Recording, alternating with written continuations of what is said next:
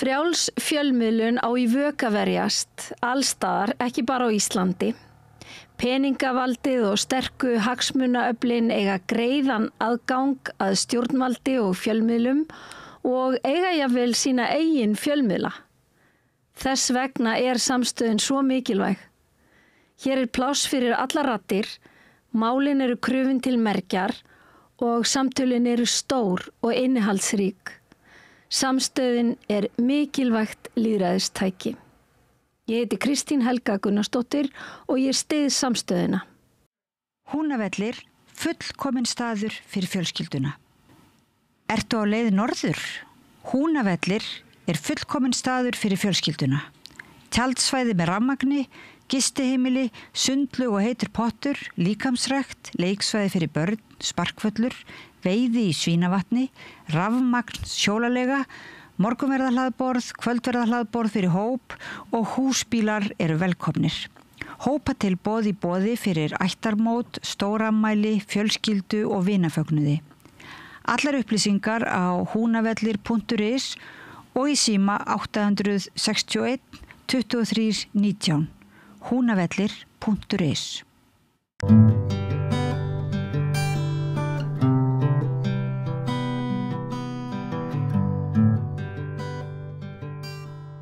Já, við ætlum að taka púlsinn á strandveiðimönnum sem mér er sagt að séu bara æfir. Hingað eru komnir í gegnum Zoom. Það er Kjartan Sveinsson, hann er formaður Strandveiðifélags Íslands, hann er staddur á Grundarfirði, það sem hann gerir út. Þórólfur Júlían Dagsson, hann er staddur í Innri Njarðvík en hann gerir út frá Höfn í Hornafirði, er nýkominn heim og Benedikt Bjarnason, hann er formaður Eldingar sem er félag trillukalla á norðanverðum Vestfjörðum og hann gerir út frá Suðureyri en hann er staddur í Hafnarfirði. Við erum allir velkomnir. Mér langar að spyrja Kjartan, við má byrja á þér. Upplifið þið ykkur sem að stjórnvöld hafi svikið ykkur? Þetta er rosalega stór og erfið spurning. Nei, ég upplifi ekki sem að stjórnvöld hafi svikið okkur.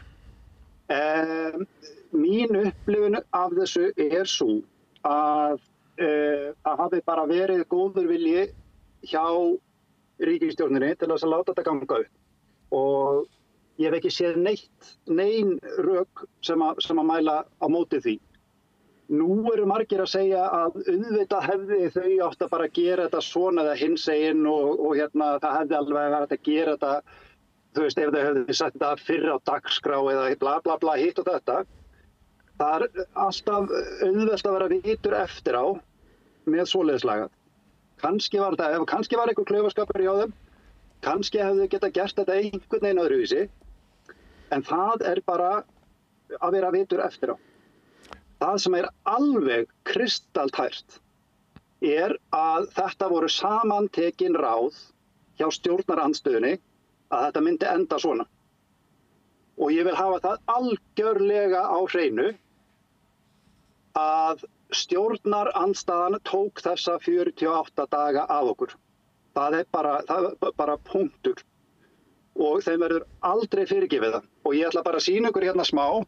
Ég er hérna bara í bátnum minnum, ég veit ekkert hvað ég á að gera, á ég að þrífa hann, á ég að gera hann kláran fyrir veturinn, hérna er kirkjufellið í bakgrunni, hvað á ég að gera? Ég er með reikninga, ég þarf að sjá fyrir fjölskyldunum minni, þetta er rosaleg vanvirðing við okkar tíma eins og við höfum bara ekkert betra að gera en að sitja og bara bíða eftir einhverjum ákvörðunum. Og ég veit ekki, ég er ótrúlega sár.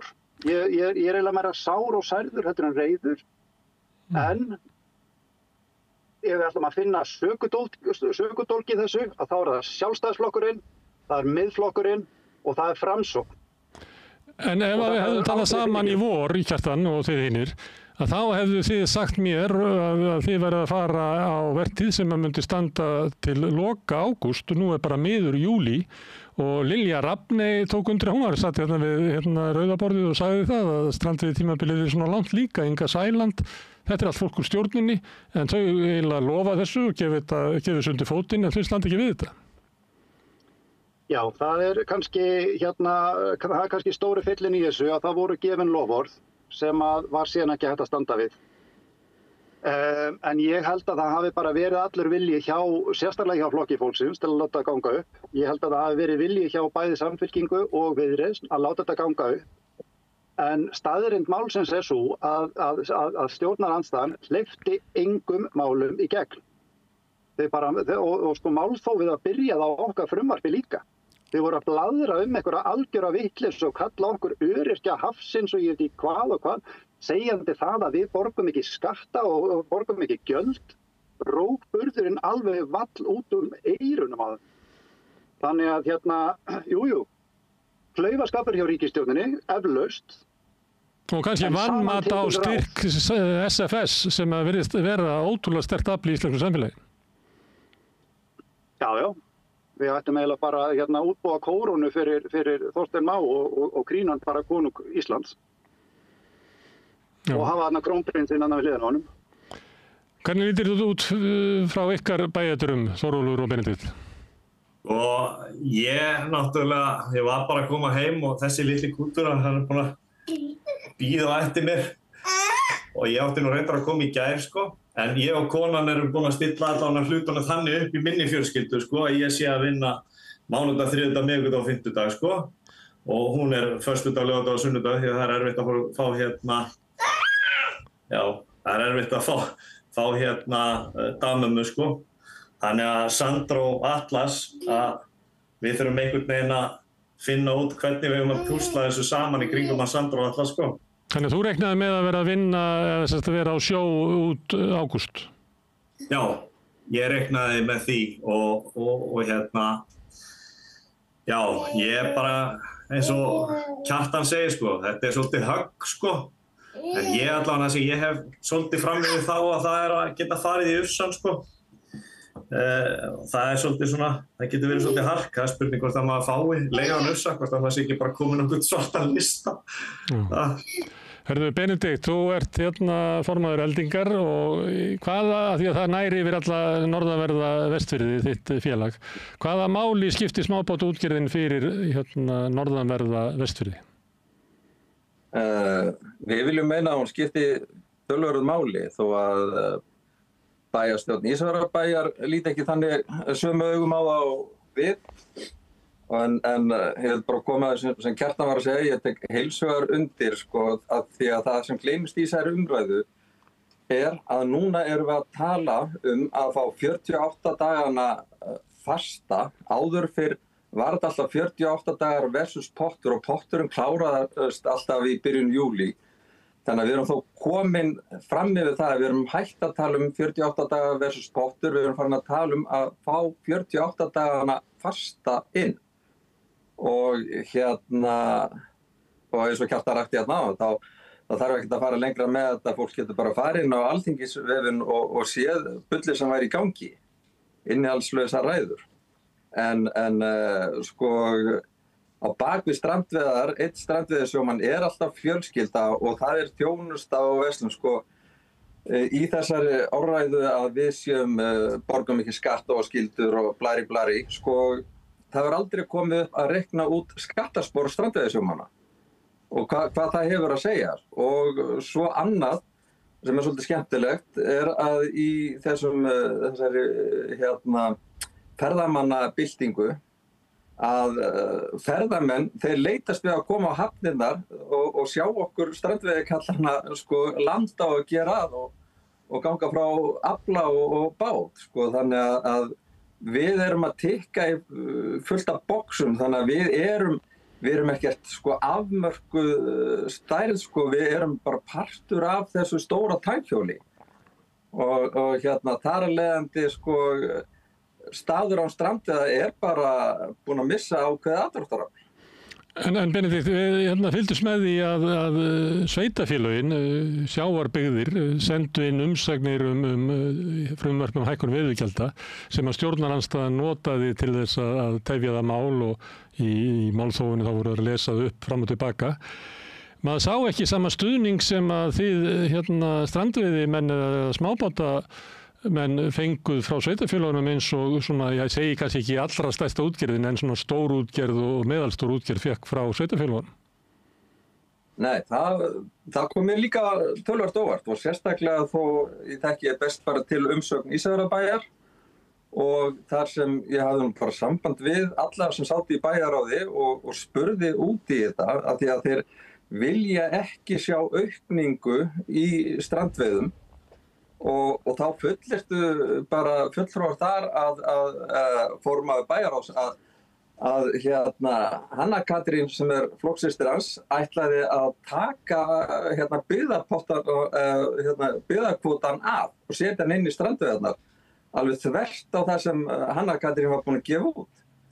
Og þetta var bara mjög dapurt. Það var eins og það væri búið að berja til batnaðar fyrir stórútgerðina því að þau leituðu ekki einu sinni álits, spurðu engan í strandveiðisamfélaginu álits og kokkuðu upp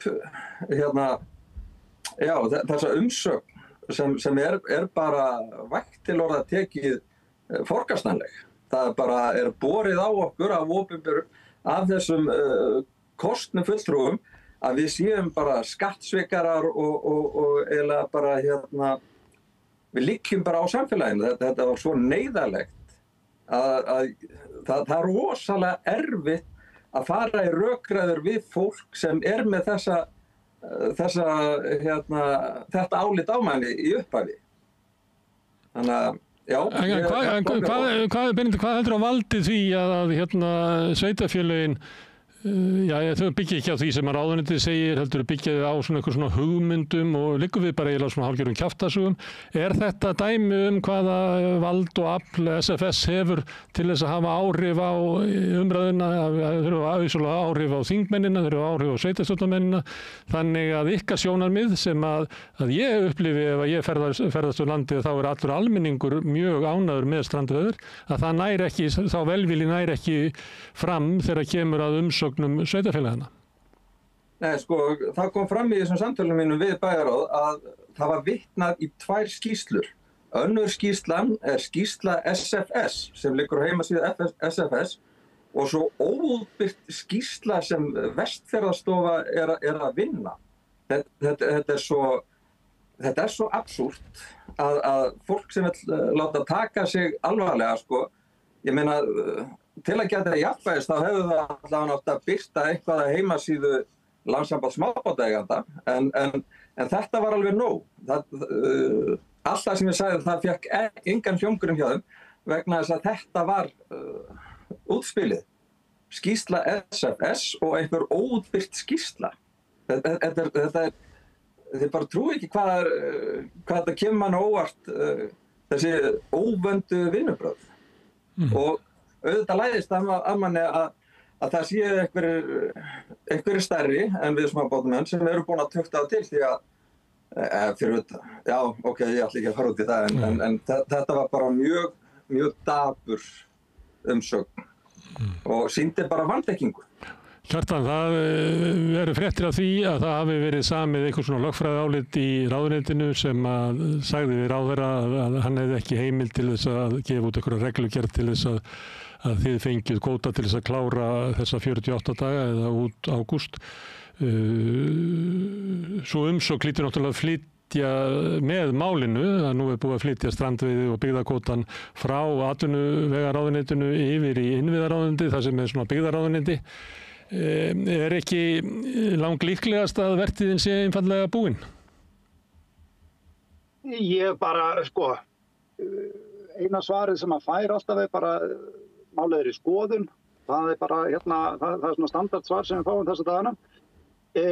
Mér finnst það alltaf líklegt að það sé bara búið. Ef þetta ekki búið, þá er það bara bónus. En aðalmálið núna að vera með langtímaplan og hugsa aðeins fram í tíman vegna þess að það kemur sumar eftir þetta sumar og ef að við náum, ég er mjög glaður að þessu komið inn á borð til Eyjóls vegna þess að Hanna Katrín er mjög vönduð kona og vildi veg okkar og virðingu bara, ég trúi henni þegar hún segir það. En hún skildi þetta mál ekkert voðalega vel og hún sagði það bara sjálf. Hún sagði sko ég að stóla svolítið mikið á flokk fólksins og þeirra sérþekkingu. Þannig að ég held að það sé besta mál að þetta sé komið inn á borð til Eyjólfs og svona stjórnsýslulega þá meikar það alveg sens vegna þess að sko þetta 5,3% kerfi að það náttúrulega sko heyrir að miklu leyti undir byggðastofnun og byggðastofnun náttúrulega heyrir undir innviðaráðuneytið þannig að þetta er ekkit fáránleg tilfærsla sko. En munurinn kannski á Hönnu Katrínu og Eyjólfi er að Eyjólfur brennur fyrir þetta. Hann þekkir þetta málefni rosalega vel og hann brennur fyrir þetta og ég treysti honum til þess að gera þetta bara vel til frambúðar. En það má vera að hann líti svo á að raunverulega sé staðan svo að nú hefjist barátta fyrir að tryggja 48 dagana næsta sumar, að það sé ekki þetta náði í gegn núna. Einhver leyti finnst manni eins og SFS sé líka á þeim buxunum því að það er farið í gang svona áróðursherferð, ekki bara að þið séu skattsvikarar og annað slíkt, heldur líka að sko þessi lakari afurðir sem koma á land frá ykkur heldur en frá stórútgerðinni. Já, ég hef engar áhyggjur af því. Þetta er allt saman rakalaust þvæla og mjög auðvelt að sekja þetta allt saman og þau sko þeirra trúverðuleiki er náttúrulega algjörlega í mólum núna. Ég meina þegar Heiðrún Lind kom í Sprengisand einhvern tímann í janúar eða hvernig sem það var og mætti Erni Pálssyni þar að þá var hún farin að fabúlera einhver 36.000 tonn í strandveiðipótinn. Og þau héldu því til streitu að langt fram eftir öllu að það færi vel yfir 30.000 tonnin. Nú vitum við aldrei hvað þetta hefði endað í en það er bara mjög líklegt að þetta hefði endað í svona cirka 16.000 tonnum sem er bara akkurat það sem við sögðum. Þannig að þeirra trúverðuleiki er bara farin út gluggann og okkar trúverðuleiki, sko við stöndum alveg uppi með pálmann í höndunum vegna þess að við vorum bara ekkert að reyna að slá ryki í augun á neinum. En það sem er náttúrulega mjög alvarlegt í þessu er það að nú liggur inni stjórnsýslukæra hjá umboðsmanni Alþingis út af þessum 2.000 tonnum sem að Bjarkey Olsen bætti við í pottinn í fyrra. Og þá er eitthvað stórútgerðarfyrirtæki sem ég man ekki nákvæm deili á, sem að segir, heyrðu, þetta er bara brot á jafnræðisreglunni, af hverju fá þeir eitthvað, við eigum að fá eitthvað líka. Og þetta, og sko, þau eru náttúrulega alveg snillingar í því að hræða líftóruna úr ráðherrum. Það er það sem að, sko, þau getur skrifað doktorsritgerð hvernig eigi að hræða líftóruna úr ráðherrum. Þeim tókst það með Svandísi, Bjarkey allavega gaf okkur þessi 2.000 tonn, en við erum svolítið, sko, já, ég vil ekki segja súpa seiðið að því núna, en það voru greinilegir eftirmálar út af því. Og þetta er bara þau sem að þau gera. Þetta eru bara svona schoolyard police sem að hóta öllu illu og sko ég skil Hönnu Katrínu vel að hafa bara ekki nett að taka annan slag við þau sko. Það er bara fínt að Eyjólfur taki þennan slag. En er það ekki einmitt málið sem þú ert að lýsa? Þú segir annars vegar að sannleikurinn hljóta að vinna, en síðan ertu að lýsa því að það er bara búlli á skólalóðinni sem að nær sínu fram, alveg sama þú veist, hvað er satt og hvað er logið. Já, en það hefur alltaf verið þannig sko, með ríkisstjórn sem er með þeim í liði og er á móti okkur. Sjálfstæðisflokkurinn er búin að vera voðalega lengi við lýði og þeir bara taka sínar ordrur bara beint frá stórútgerðinni. Nú er bara Sjálfstæðisflokkurinn ekki lengur með dagskrárvaldið og þeir halda það eflaust núna eftir að þeim hafi tekist að stöðva þessa 48 daga í sumar, en kjörtímabilið er ekkert búið. Það er bara rétt að byrja. Og við ætlum að standa þétt við bakið á Eyjólfi í þessu og við stóðum þétt við bakið á ríkisstjórninni með veiðigjalda frumvarpið þótt að það hækki sko útgjöldin okkar að þá stóðum við með þeim og við væntum þess bara að það verði staðið með okkur á móti sko í þessu og enda þú veist þegar öll eru á botnin kvost þá erum við að tala titlingaskít í sambandi við tonnafjölda. Þetta er ekki neitt. Og sko stórútgerðin vælir og segir, þú veist, við getum ekki staðið þetta á okkur. Standa, sko, að því við erum að tala kannski 5-6 þúsund tonn aukalega. þau geta staðið af sig sko sveiflur í ráðgjöf Hafró upp á 60.000 tonn. Þau lifa það af, en þau lifa ekki af að trillukallar fái að veiða ykkur 4, 5, 6.000 tonn aukalega. Þetta er bara veruleika fyrst hiski. Maður gæti velt í fyrir sér á hverju sko viðspyrna þeirra er svona hörð af því að eins og þetta benda á að þá er þetta hlutfallslega mjög lítið. En óttastu ekki einfallega að þetta muni bara alltaf stækka og stækka og stækka. Þannig að það sé best að taka bara vörnina af mikilli hörku bara strax í upphafi og hafna því að þið fáið ykkur auka 4.000 eða 5.000 tonn. Vegna þess að ef þið fáið það þá munið þið bara fá alltaf meira og meira og meira. Það getur verið lítið þannig á það. Það hangir meira á spýtunum við þetta. Þau eru náttúrulega hrædd við það að við erum náttúrulega að halda uppi fiskmörkuðum og erum að sýna raunvirði aflans. Þannig að þá þurfum við að borga sjómönnum meira og hérna, það var engin fiskmarkaðir eða það var ekki fyrir okkur. En ég ætla að senda, og náttúrulega sjómenn hafa náttúrulega miklu meira upp á því að fara á strandveiðar heldur en að vinna fyrir stórútgerðina. Þannig að þeir eru líka hræddir vinnuaflið. Við erum að sýna það að það er hægt að stunda hagkvæmar fiskveiðar á umhverfisvænan og félagslega ábyrgan hátt. Ég ætla að senda boltan til Þórólfs vegna þess að hann er með svolítið góða pælingu líka. Já, það er kannski, mér langar að spyrja Gunnar Smára að því samt varstu að lesa það sem að Heiðrún var að setja inn á Facebook? Ég var að lesa grein sem hún skrifaði í gær og við ræddum það nú aðeins við rauðaborðið í gær og ég var að dreifa einhverjum viðtölum sem ég hafði tekið sem voru að hrekja það sem hún var að segja að það væri lakari gæði á aflanum ykkar. Já, nei, ég er að tala varðandi að lögfræðiálitið færist yfir, ég nefnilega var að lesa hann að segja þetta áður. Já, einmitt. En já, varðandi þess að ég held að fólk sé svolítið farið að gleyma. Strandveiðikerfið var sett á til þess að kvótakerfið væri löglegt.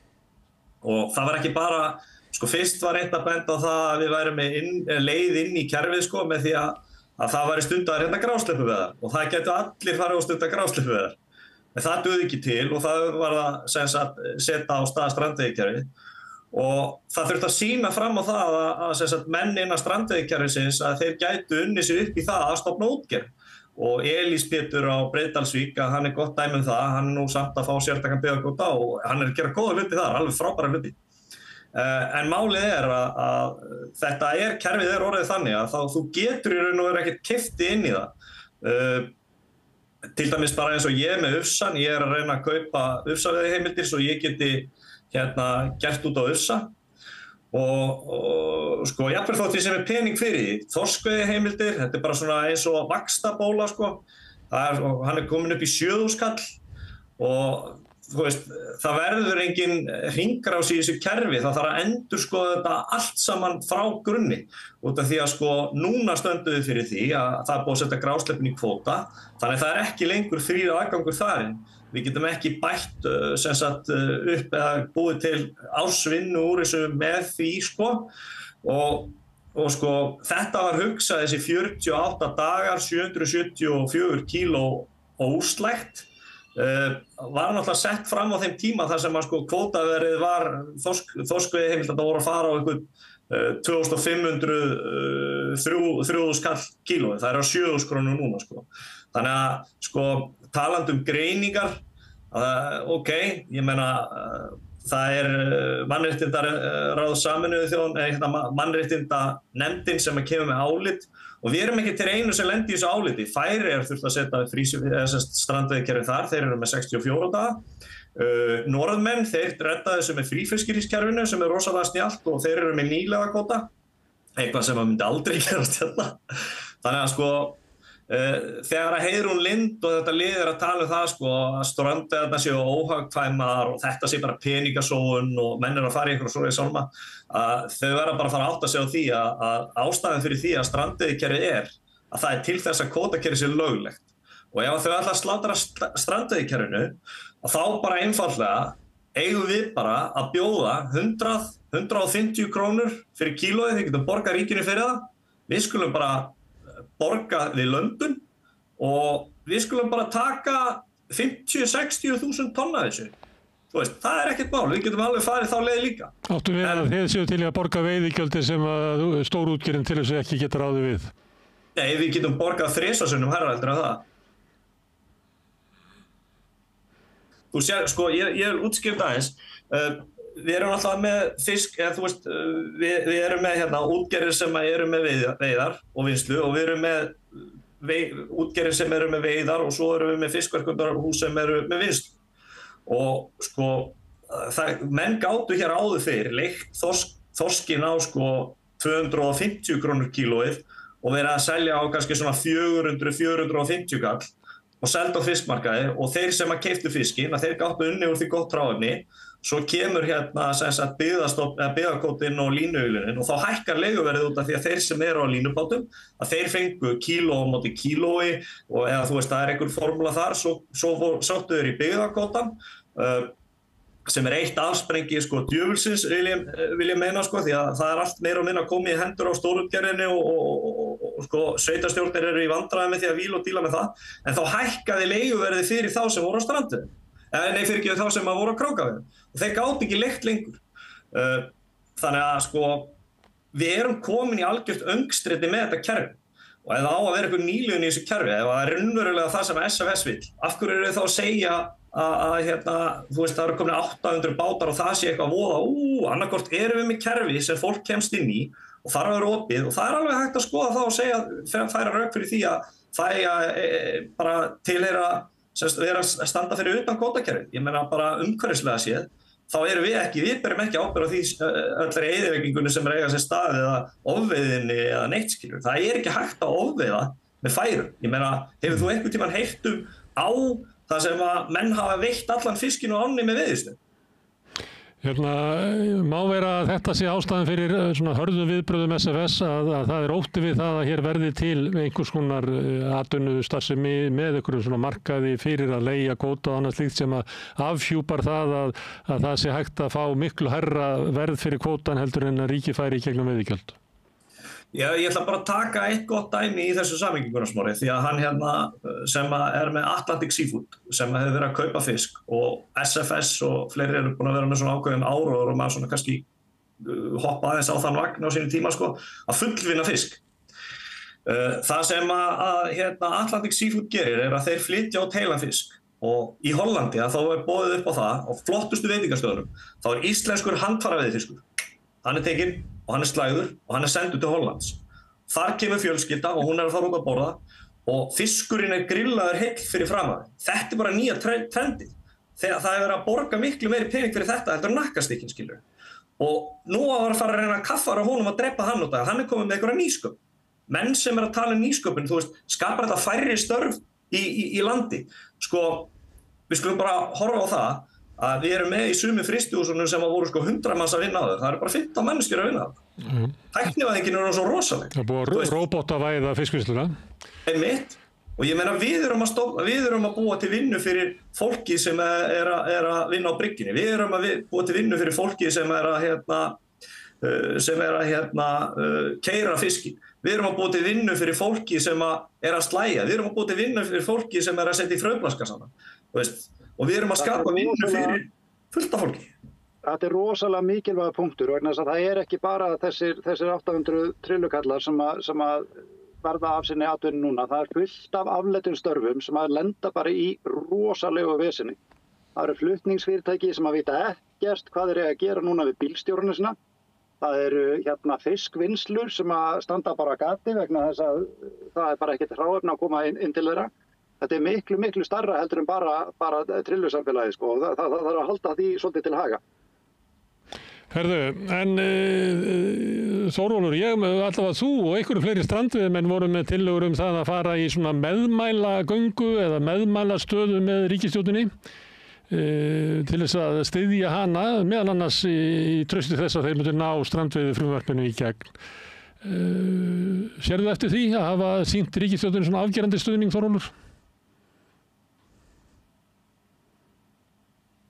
Nei sko, við fórum á Austurvöll og hérna við töluðum við ríkisstjórnina. Ég talaði Bergþór, ég talaði Jens Garðar og hérna sko Bergþór tekur okkur afsíðis í herbergi til þess að segja sko að miðflokkurinn sé með okkur í liði, en hann hafi miklar áhyggjur af því sko að það er að fara að taka af kvótanum á næsta ári. Og ég sagði bara við Bergþór, herra Bergþór, við tökum ákvörðun það að taka þessa áhættu. Við erum til í þessa áhættu og ég meina þú ert nú eiginlega bara að stýra stjórnarandstöðinni, þannig að hvernig væri það bara? Þú skilar bara grænu og við klárum þetta mál. Og við kláruðum fundinn, það var svona talað eitt og annað ýmislegt á þessum fundi. En það næsta sem hann gerir er að labba og semja þinglok. Þú veist, djöfull hann með okkur í liði, skilur. Þetta svona þessi gamla pólitík, sko. Sér það að hann getur ekki nota okkur í einhverjum pólitískum tilgangi, að þá bara rýtingurinn settur í baki á manni, sko. Við erum ekki merkilega en það. Ég ætla bara að segja, ef það einhver stranduðimaður sem að kýs miðflokkin eða sjálfstæðisflokkin eða framsókn, sko gæti orðið breyting þar á ef hún Halla Hund tekur við, þá er kannski hægt að skoða það. Við áttum mjög gott samtal og ég bara afræksturinn af því að hún bara steig til hliðar, sem mér fannst bara mjög gott og við vildum taka samtalið við alla. En ríkisstjórnin var allan tíman við baki okkur. Jú, vissulega voru við lengi að þessu, en það er bara sko aðferðafræðin hjá þeim. Ég ætla bara að taka eitt dæmi, til dæmis með gæðifisk. Gísli Matthías Auðunsson, sem er með matsölustað í Vestmannaeyjum. Já, og hann er með kokka og kokkarnir hjá honum eru búin að vinna á Michelin-stöðum víðan heim og þeir eru gapandi í gæðunum af fiskunum hjá okkur út af því að sko fiskurinn hjá okkur er svo ferskur. Þeir kannast bara ekki við það að fá svona gott ráð. Svo erum við með eitt stykki sjálfstæðismann í viðtali sem er í grásleppunni, hann Þröst Inga Auðunsson, sem er í sjálfstæðisflokknum og ekki nóg með það að hann sé í sjálfstæðisflokknum, heldur situr hann í hafnaráði fyrir sjálfstæðisflokkin í þessu bæjarfélagi og sko hann er eitthvað á vísi.is að drulla í ríkisstjórnina. Ég meina, og því að varpa fram eins og að við séum eitthvað á móti ríkisstjórninni. Við erum bara miklu meira meðvitaðir það hvernig þetta er, en sjáðu, þú veist, það er keypt, þeir kaupa Vísir, hún Heiðrún Lind yfir Vísir og þeir eru eitthvað að reyna að berjast gegn okkur með Vísir. Við erum búin að vera að berjast til það í allan vetur og í allt sumar að fá bara aðgang að bara RÚV, skiljum við. Það er ekki hægt að koma Kjartan í viðtal, en það er hægt að vera með drottninga viðtal við hana Heiðrúnu Lind, þar sem hún drullar yfir okkur, mokar yfir okkur skítnum. En fjölmiðillinn sem ég er að borga fyrir, að hann tekur ekki einu sinni viðtali Kjartan. Þú veist, út í hvaða vitleysu eru komin. Það sjá allir í gegnum þetta núna. Öll íslenska þjóðin sér í gegnum þetta. Og þau ætla bara að halda áfram í einhverju frekjukasti. Þau horfa bara okkur eins og Jens Garðar hann hjá miðflokknum. Þau horfa bara á okkur eins og við séum bara einhver svona skítugur almúi og þegar ekki hægt að nota okkur að þá er okkur bara hent út á götu, sko. Þú veist, þetta er bara, mér finnst þetta bara að vera ógeðslegt og ég trúi því að Kristrún Frostadóttir og Hanna og Inga bara gaman að sjá stemninguna hjá þeim. Þau eru að syngja og það er gaman og það hlýtur að vera rosalega erfitt fyrir þetta fólkarna sem er að drukkna í sko sjálfselskunni og sjálfsvorkunninni yfir einhverju sem að sko, þú veist, ég veit ekki bara borga til þjóðarinni, menn come on, við búum öll á þessu landi. Við þurfum að reka þetta samfélag. Þetta er bara... Benedikt, þetta er mjög pólitískt og þeir taka svona afstöðu, já, svolítið mér ekki stjórnin en algjörlega afgerandi á móti stjórnarandstöðunni. Ert þú á sama bát? Já, sko, ég meina að þeir segja við okkur allir, Jens Garðar segist vera með okkur, en hvað er á að taka kvótann? Ég bendi á hvað er hægt að taka kvótann og Jens Garðar, hann bara lappar hann í burtu, þá þarf hann ekki að tala við mig meira, því að ég hef ekkert not fyrir hann lengur, sko. Benedikt, og svo sko, ég vil skjóta einu aðeina í viðbót að það er varandi sko, mér fannst mjög skemmtilegt, ég ákvaða að reyna að henda inn kæru, stjórnsýslukæru út af Verðlagsstofu Skiptaverðs og það virtist vera að Valmundur að hann tók við sér og það á allt í einu núna að fara í það að ráðast á Verðlagsstofuverði sko og ég meina lögfræðingur Verðlagsstofu Skiptaverðs kemur í viðtal og hann bara segir þar hreint út, já við höfum ekki getað sinnt lögbundna hlutverki Verðlagsstofu Skiptaverðs. Þú veist, sjómennið eru búin að vera berjast við þetta í einhver 20 ár. Þú veist, ríkisstjórnin færi til andliti núna á öll þjóðin. Nú er bara komið tími á skuldadögum, sko. Benedikt, má ég spyrja því að þessu að því að ég heyri að þeir eru svo harðir gegn stjórnarandstöðunni, þeir eru treysta á ríkisstjórnina að einhver leyti. En eru að upplifa sig algjörlega svikna af stjórnarandstöðunni? Er það sama sem að þú upplifir þarna fyrir vestan? Já, sko, fyrir kosningar þá fór ég á allar skrifstofunar og sendi þeim líka í framhaldinu spurningalista. Ég gerði svona skoðanakönnun og að því vorum að tala um miðflokkinn, þá var fyrsta spurningin hver er stefna miðflokksins varðandi strandveiðar og þeir svöruðu stefna miðflokksins er að styðja strandveiðar og einfalda, sjá grein okkar á bb.is og Jökli í Snæfellsbæ. Og spurning 2, mun miðflokkurinn stuðla auknum strandveiðum verði þeir í næstu ríkisstjórn? Og það er já. Telur miðflokkurinn strandveiðar umhverfisvænar? Já. Telur miðflokkurinn hægt sé að ofveiða þorskstofninn með strandveiðum? Nei. Ég fór líka til Sjálfstæðisflokksins og þeir neituðu að svara þessu. Fór til Framsóknar og Framsóknarflokkurinn svaraði þessum 3 spurningum með svona orðasalati þar sem ekki neitt kom fram. Það var bara framsóknarlegur áhersla á sjálfbærni og réttlátan sjávarútveg sem tryggir langtíma afkomu bæði fiskstofna og sjávarbyggða. Mikilvægt er að efla rannsóknir og nýsköpun í greininni, stuðla að góðri umhirðu um auðlindina og vinna gegn brottkasti, auk þess að leggja áherslu á að efla samkeppnishæfni fyrirtækja og að fiskveiðistjórnarkerfið virki til hagsbóta fyrir samfélagið í heild. Framsókn styður einnig ábyrgt fiskeldi og svona var svarið þeirra. Svo ríkisstjórnarflokkarnir, þá svaraði Samfylkingin því að þeir væru, tökum bara Viðreisn, hver er stefna Viðreisnar varðandi strandveiðar, Viðreisn styður strandveiðar, mun Viðreisn stuðla að auknum strandveiðum verði hún í næstu ríkisstjórn, ekki verið rætt en kemur vel til greina. Telur Viðreisn strandveiðar umhverfisvænar? Já. Telur Viðreisn að hægt sé að ofveiða þorskstofninn með strandveiðum? Nei. Og Samfylkingin svarar þessu að Samfylkingin styðji strandveiðar og það sé ekki búið að ákveða hvort þeir vilja auka strandveiðar verði hún í ríkisstjórn. En Samfylkingin telur strandveiðar umhverfisvænar og það sé ekki hægt að ofveiða stofninn. Og flokkur fólksins, hann var alveg afgerandi í sínu, sko. Og ég finn nú ekki svarið, sko. Þetta var birt á heimasíðu Landssambandsins og flokkur fólksins, hann vill frjálsar strandveiðar og mun beita sér fyrir aukningum í strandveiðum og telur þær umhverfisvænar og það sé ekki hægt að auka strandveiðar. Nei, það sé ekki hægt að ofveiða þorskstofninn með strandveiðum. Þau eru að fara í rétt átt og mér fannst bara að ég lagði það nú á mig að reyna að hlusta á eitthvað af þessum umræðum úr þingsal á Alþingisrásinni og það var vísvitandi verið að tefja málið.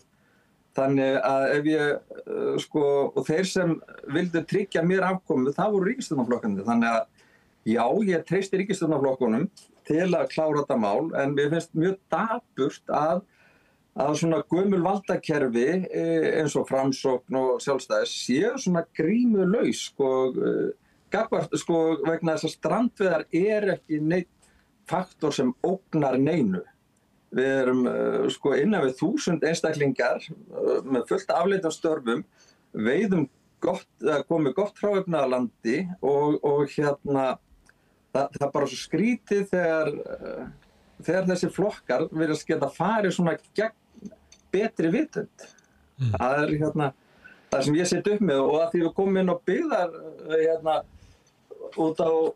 komum inn á byggðakvótana. Ég er búinn að vera að vinna í því vegna þess að á Suðureyri þá eru bátar sem eru að landa hjá Íslandssögu og fá svo byggðakvóta og Íslandsaga hefur verið að beina bátum úr viðskiptum vegna þess að þeir, réttar sagt ekki beina úr viðskiptum, heldur neita að taka við fiskum þegar þeir eru að fá of mikið hráefni á sínum bátum í land eða að fiskverðir of hátt og fyrir vikið verða menn að landa á markaði og það sem er landa á markað fæst ekki reikna til byggðakvóta og það eru 3 aðilar sem skrifa undir svona samning. Það útgerðin, það bæjarstjórnin og það vinnslan. Og í þessu tilfelli vinnslan út af ákveðnum aðstæðum að láta fiskinn, vill að við látum fiskinn annað. En og það engin viðurlög við þessu. Og ég búinn að hringja í ráðuneytið og ráðuneytið veit nákvæmlega hvað í gangi. Og þeir segja alltaf bara, jú, það eiga allir aðilar að vera bundnir af þessum samning, en það engin viðurlög. Og ráðuneytið samþykkir ekki sérreglur nema að sé einhver brýn nauðsyn.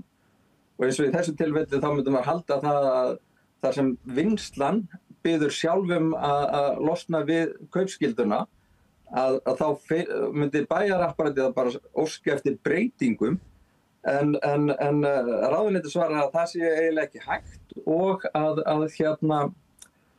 og þeir vita nákvæmlega málið, en það sé ekki viðurlög. Þannig að vinnslan með kverkatak á öllum sem ætla sér, sem að reyna að ná inn fyrir byggðakvótanum, eða þessu vilyrði byggðakvóta. Og enn og aftur komum við inn á það svæði að það vinnslan, við höfum ekkert um þetta að segja, en vinnslan hefur um þetta allt að segja og getur skert byggðakvótan okkar eða aukið, bara eftir hvort við sem í náðinni það. Má ég enda hjá þér, Kjartan, því að Þórólfur var að tala um að þeir hefðu misjafnlegan aðgang að fjölmiðlum og færi svona eftir því hverjir stýrðu þeir fjölmiðlum átti ráða. Upplifir þú það því að það mjög mikilvægt að ykkar sjónarmið nái fram, því að nóg leggur SFS á sig til þess að koma sína sjónarmiðum fram í almennu umræðu. Þannig að svolítið átök almenningsálitið. Upplifir þú það að þið strandveiðisjómenn hafi mjög misgott aðgengi að fjölmiðlum? Já, alveg hiklaust.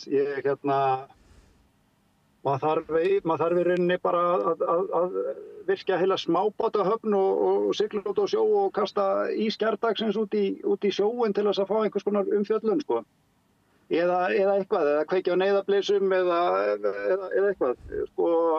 Já, ég bara... Maður svolítið hugsi yfir því og framsetningin hjá sumum miðlum alveg rosalega skrítin í þessu öllu saman. Þetta allt orðið bara alveg hræðilega bjagað einhvern veginn. Þannig að ég veit það ekki, ég bara guðslof fyrir samstöðuna. Maður alltaf velkominn þar, en ég var alveg til í að sjá aðeins smá hugarfarsbreytingu hjá RÚV, verði að segja alveg svo. Þau sýndu fréttir og gerðu það vel í dag. En svona yfir það heila þá finnst manni svolítið eins og að SFS valsi bara inn á fjölmiðla og það bara tekið hvert drottningaviðtali að fætur öðru. Og takt eftir því líka að hvert skipti sem að strandveiðar eru í umræðu, að þá alltaf farið til SFS og þau spurðu álits. Þú veist, þegar þetta byrjaði í janúar og þessi 48 dagar komu, að þá fekk hann Kristján á Sprengisandi, hann fekk Örn Pálsson og Heiðrúnu Lind. Þetta kemur henni ekkert við. Af hverju þið að tala við SFS mál strandveiðiflotans? Þetta kemur þeim ekkert við, þau ekki á strandveiði. Þetta minnir á þegar samkynniðir hófu sína baráttu að þá mættu þeir í RÚV og þurftu alltaf að hitta Gunnar í krossinum. Eins og hann var í andstæðingur. Þetta svolítið þannig. Herðu, gaman að fá ykkur í gegnum Zoom og leiðilegt að þeir skuli geta komið. Þeir ættu kannski að vera þeir ættu náttúrulega að vera að landa eða ekki. Það væri helgafrí framöndan hjá okkur. En Kjartan Sveinsson, Þórólfur Júlían Dagsson og Benedikt Bjarnason, kærar þakkir fyrir að koma hingað og ræða þessi tíðindi strandveiðar. Takk fyrir. Takk fyrir. Takk fyrir. Já, en við höldum áfram við Rauðaborðið, við erum alltaf að skilja hennar heim. Á eftir ætlar Sigurjón Magnús að stýra svona umræðu á fólki stjórnmálaástandið, þinglokin, og bara stöðu mála. Við ætlum að hafa örstuttar auglýsingar og svo hefjum við hér stóran umræðu þátt. Ég heiti Þórhildur Þorleifsdóttir.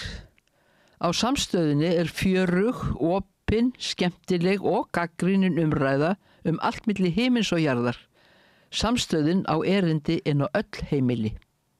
Hjálpið okkur að byggja upp dreifikerfi Samstöðvarinnar með því að læka síður Samstöðvarinnar á YouTube og Facebook.